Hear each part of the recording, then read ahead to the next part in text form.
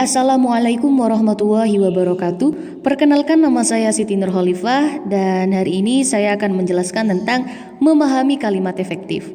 Pastinya kita tidak asing ya dengan kalimat efektif. Pasti kita sering mendengar tentang kalimat efektif. Apa kalimat efektif itu? Kalimat efektif merupakan kalimat yang mudah dipahami sesuai dengan kaidah bahasa baik ejaan maupun tanda bacanya. Makna kalimat efektif yang mudah dipahami adalah dengan demikian semacam ada keselarasan atau kesamaan antara maksud yang disampaikan penutur dengan apa yang diterima lawan bicara, karena kalimat efektif adalah kalimat yang mudah dipahami. Nah, bagaimana suatu kalimat itu dapat efektif? Nah, kita harus memperhatikan beberapa hal. Yang pertama, ambiguitas. Ambiguitas berkaitan dengan makna yang rancu, membingungkan atau bermakna ganda. Nah, di sini ada kata membingungkan. Sedangkan kalimat efektif mudah dipahami. Nah, jadi kalimat efektif harus menghindari makna yang ambiguitas tersebut, karena ambiguitas itu membingungkan atau bermakna ganda.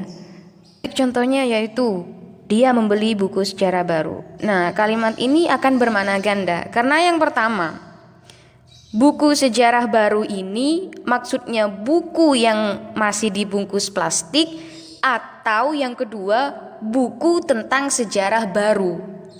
Nah, jadi kan bermakna ganda gitu ya. Nah, dapat disimpulkan dari uraian tersebut bahwa agar tidak ambigu, kalimat harus ditulis dengan benar. Misalkan jika dia ingin membeli buku sejarah yang masih baru atau dibungkus plastik, dapat ditulis dengan dia membeli buku sejarah yang baru atau masih dibungkus plastik. Nah, yang kedua, jika si dia ini ingin membeli buku tentang sejarah baru atau mengisi ulasan-ulasan sejarah baru, maka dapat ditulis dia membeli buku tentang sejarah baru. Baik, yang kedua yang harus diperhatikan agar kalimat itu efektif adalah mubazir kata atau pleonasme. Kemubaziran ini sering dikatakan dengan pemborosan kata. Dikatakan boros atau mubazir karena dalam satu kalimat digunakan lebih dari satu kata yang memiliki kedekatan makna sama dan menerangkan fungsi dan tujuan yang sama juga. Jadi usahakan untuk menghindari kata yang mubazir gitu ya, atau pemborosan. Contohnya, TNI menjaga perbatasan agar supaya aman. Nah, sebaiknya memilih satu dari kedua kata tersebut. Misalkan yang pertama, TNI menjaga perbatasan agar aman. Yang kedua, TNI menjaga perbatasan supaya aman. Nah, dan masih banyak lagi contoh-contohnya. Dan mungkin itu saja yang dapat saya sampaikan. Materi selanjutnya akan disampaikan oleh rekan saya. Kepadanya saya persilahkan. Baik, untuk materi yang selanjutnya yaitu ketidakefektifan penggunaan konjungsi. Seperti yang kita ketahui, terkadang kita salah dalam menggunakan konjungsi. Biasanya hal tersebut terjadi karena kita terbawa dengan kebiasaan non formal. Contoh, saya tidak tahu kalau dia anak seorang jenderal. Itu salah. Yang benar yaitu saya tidak tahu bahwa dia anak seorang jenderal. Mengapa demikian? Karena konjungsi kalau merupakan konjungsi syarat. Jadi jika digunakan untuk klausa non syarat tidak diperkenankan. Contoh penggunaan konjungsi kalau yaitu ibu tidak akan memarahimu kalau kamu tidak membolos sekolah tadi pagi. Yang selanjutnya yaitu konjungsi berlebih. Konjungsi berlebih biasanya terjadi karena ada dua konjungsi dalam satu kalimat. Contoh, walaupun ia kaya, tetapi ia tidak sombong. Itu salah. Yang benar yaitu walaupun ia kaya, ia tidak sombong. Atau ia kaya, tetapi ia tidak sombong. Namun, kita juga harus memahami konjungsi apa saja yang boleh di awal kalimat dan tidak boleh di awal kalimat. Contoh konjungsi yang tidak boleh di awal kalimat seperti dan, atau, sedangkan, serta, kemudian, padahal, dan sebagainya.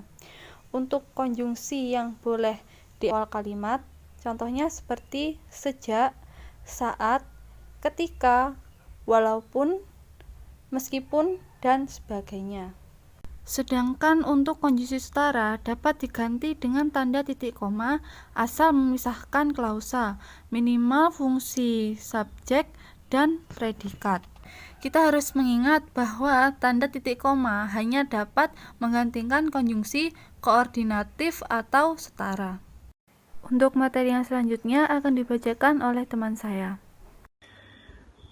Baik, selanjutnya kesejajaran kata dan kesejajaran kalimat.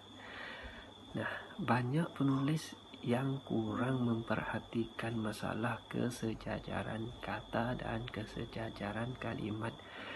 Hal ini penting dibenahi agar tulisan menjadi lebih mudah difahami.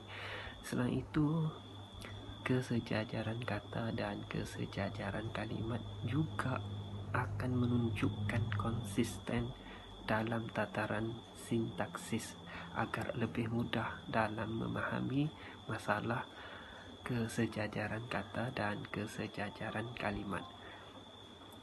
Contohnya, Andi mencuci, menyetrika, kemudian halaman itu akan disapunya. Baik, seterusnya kelogisan makna. Kelogisan makna berkaitan dengan kebiasaan dinalar atau tidak, meskipun kalimat yang Anda buat benar, kalimat tersebut tidak akan bisa diterima dalam karangan ilmiah jika istrinya tidak masuk akal atau tidak dapat diterima akal sehat. Anda harus berhati-hati saat menulis. Terkadang Anda tidak sadar sehingga sebagian orang yang membaca tulisan Anda akan tertanya-tanya dengan kebenaran yang Anda tulis. Selanjutnya, kalimat baku merupakan kalimat yang sempurna. Kedudukannya lebih tinggi daripada kalimat efektif. Kalimat efektif berkaitan dengan mudah tidaknya kalimat itu dicerna pembaca, sedangkan kalimat baku selain harus efektif juga harus menggunakan tanda baca yang benar atau setiap unsur kebahasaannya terpenuhi. Jadi semua kalimat baku pasti efektif, namun tidak semua yang efektif itu baku. Dalam kalimat baku, semua unsur kebahasaan harus terpenuhi. Kata yang digunakan harus baku, tanda baca harus tepat, harus efektif, fungsi sintaksis terpenuhi. Contohnya yaitu, ia memenangkan perlombaan itu, dan ia memenangi perlombaan itu. Dari dua kalimat di situ dapat dilihat bahwa kalimat yang tidak efektif dan tidak baku adalah ia memenangkan perlombaan itu. Sedangkan kalimat yang efektif dan baku ialah ia memenangkan perlombaan itu. Dari contoh tersebut dapat ditarik kesimpulan. Jika kita ingin memahami kalimat baku, maka kita harus memahami kalimat efektif terlebih dahulu. Kalimat baku inilah yang harus kita gunakan ketika kita membuat makalah atau karya ilmiah seperti jurnal, skripsi, tesis, ataupun disertasi. Setiap kaidah harus diterapkan dengan benar sesuai dengan taat asas kalimat baku itu sendiri. Sekian dari kami. Jika ada salah kata, kami mohon maaf. Assalamualaikum warahmatullahi wabarakatuh.